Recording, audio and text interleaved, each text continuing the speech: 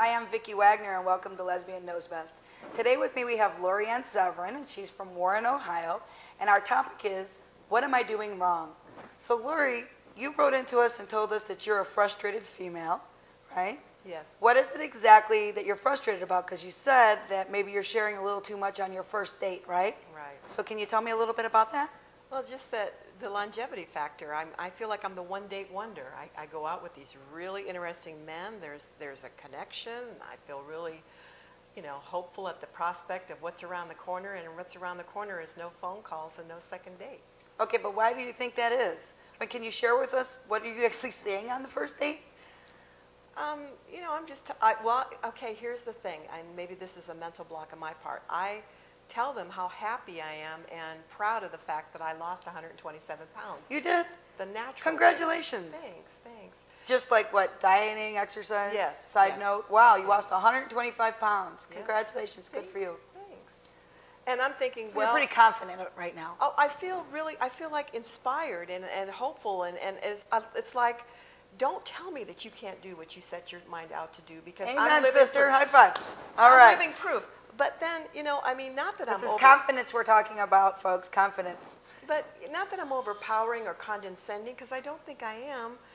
But yet I'm thinking that they're thinking, and maybe I shouldn't be thinking too much, that, I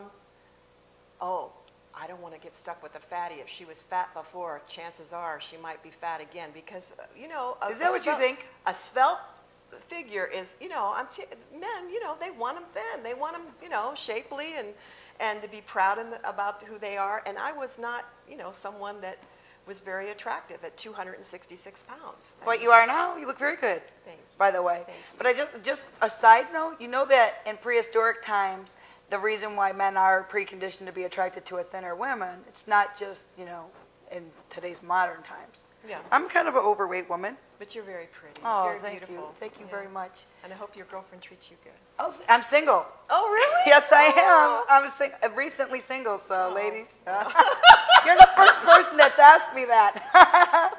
But thank you, Lori. I just want you to be happy. I want everyone to be happy. I want people to know what it feels like inside of me right now. So because you seem pretty happy. I mean, you think that that's what's chasing men away?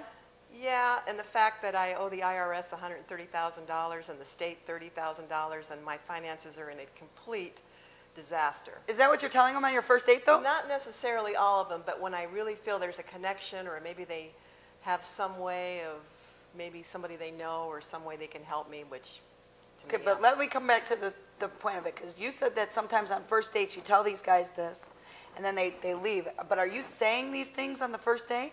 Well, I'm saying that I was a victim, that I got ripped off about 5 years ago, and the fact that that didn't matter to the IRS or the state, they still want their money. Okay, So, how are you meeting these guys, by the way? well, I met one through a friend. I met one through different, computer websites. So like online dating? Online dating mostly. Okay. Some at clubs. And I mean, you've been divorced like about 8 years? Yes. Okay, and then since you really have not started dating until you lost all this weight, right? Right. Okay.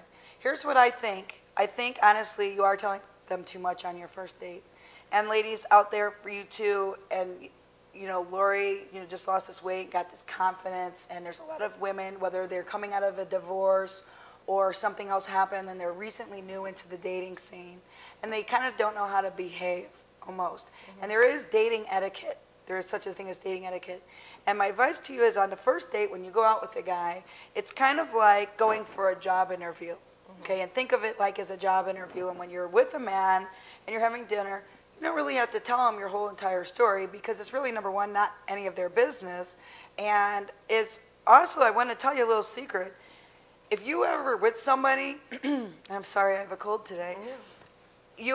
People are more interested in talking about themselves. So if you feel like people are running away from you, it's probably because you're talking too much about your own self. And honestly, I bet this will work on your next date if you try to use this. When you're on your next date, try to get everything out of the guy, find out more about him. Sometimes I have a mental image where I pretend people have a little sticker on their forehead that said, "Make me feel important." Mm-hmm. Because everybody wants to be validated, and you just lost all this weight, and you want to be still validated, like, ta-da, look at me, I just lost all this weight. But I think what your problem is, because you're a very attractive woman, you have a lot to offer somebody, you're certainly very friendly, I think your main problem lies in is that you are telling them too much because they don't need to know about the taxes or the IRS or your past or any of that. And I think that the next time you go out with a guy, start asking all about him and his past and his life. And I know that might seem like, okay, we're just talking about him, but if you want to make it to the second date, honestly, I bet you that you will make it to the second date because he's going to feel more like, okay, this lady's interested in me. Because you're telling him all about you, saying me, and then he's like, well, is she even interested in me? You know, I'm saying that it really has been balanced. It hasn't been all me.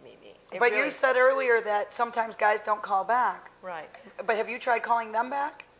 No, because I think that's a sign that I might look desperate, so I don't. Okay, so then there's the problem. And ladies out there and even men who have this problem, take it from Lori, you're kind of prejudging what they're thinking. And honestly, what I would say to anybody out there is don't talk too much about your own self on the first date. Talk more about them, get to know them, honestly, because you know, they'll get to know you if you know, leave it for the second, the third, and fourth date for them to get to know you. Mm-hmm. But basically, if you've had a nice time with them, you could go home and make sure that you call them back and just be proactive about it because you don't know that maybe they're not too shy or maybe they didn't think that you liked them back. So that's my advice today, and that's my advice for Lori.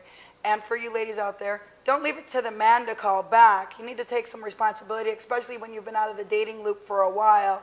You need to take some of the responsibility into your own hands. And if you call the guy back and he says he's not interested, well then forget him. You're wasting your time on him anyway. I'd like to thank my guest today, Lori. And I'd like to thank you. If you have any advice for Lori, any questions or comments, please write in at www.lesbianknowsbest.com. Thank you very much. I'm Vicki Wagner. We'll see you next time.